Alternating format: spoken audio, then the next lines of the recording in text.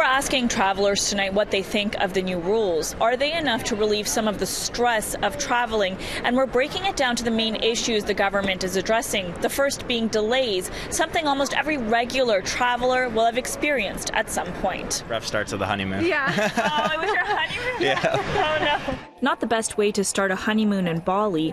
Mallory Yurkovich and Jordan Colbert were stuck on a tarmac for hours with no end in sight and no clear reason why. I'm really frustrated. It was really tough, and then we actually missed our connecting flight to Bali, so we had to stay in Qatar for like 8 hours, I think, and just wait it out. A story echoed by so many passengers who fly frequently. Tonight, the couple is relieved to hear the government's new rules would at least guarantee food, drinks, and some compensation to passengers of delayed and canceled flights. What is your reaction hearing that the government is cracking down on this? I mean, the fact that they're doing anything is a nice change, so I don't know. Absolutely. When we were waiting, $1,000 would have been nice. Yeah. And some food and drink. Obviously, during the holidays, flights can also get really busy, and we've heard the stories of passengers being denied boarding because of flights being overbooked. The Government of Canada now also introducing new rules to protect passengers against that. My God, what are you doing? This may be the most memorable and shocking example of an overbooking gone bad. A man physically dragged off a United Airlines flight in Chicago. The incident caught on camera, sparking outrage.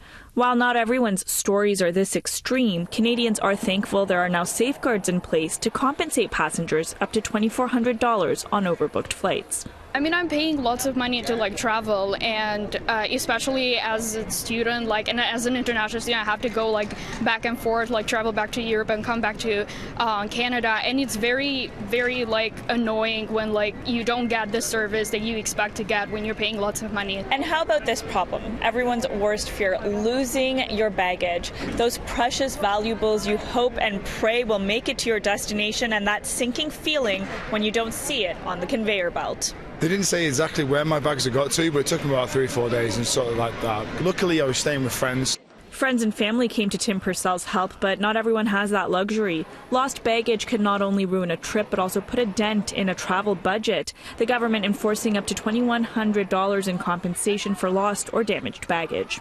No one wants to lose their bags, let alone with all your stuff in there. When you've been going away for a week or two, you pack a lot, don't you? Yeah. So it was just more of a frustrating situation than anything else, yeah. All of these new rules are subject to public input, so if you have any feedback or any concerns that weren't addressed by the government, you can make your voice heard up until February 20th, 2019.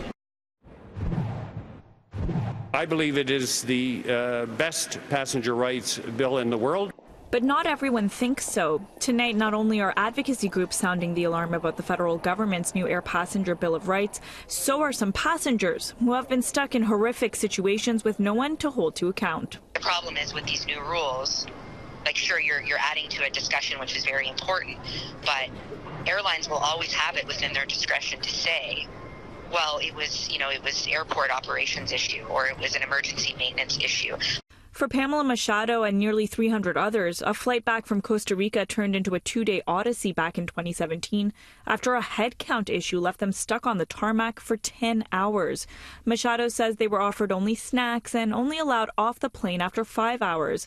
Under the new legislation, airlines would be forced to provide passengers with food, drinks, and accommodation when flights are delayed. A compensation of up to $1,000 for delays and cancellations within an airline's control that are not safety-related, and a requirement that passengers be allowed to leave the plane if a tarmac delay lasts for more than 3 hours. Machado says the rules are vague and there are far too many loopholes. I think we're just giving them a window and allowing them to walk through the door that says we're just going to start lying to people as to what the reasons for the cancellations are, so we can fit them in these tight little categories that the minister is still allowing them to justify no compensation.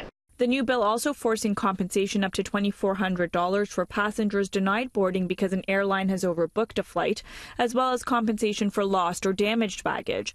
There's also a rule that would force airlines to clarify policies around musical instruments.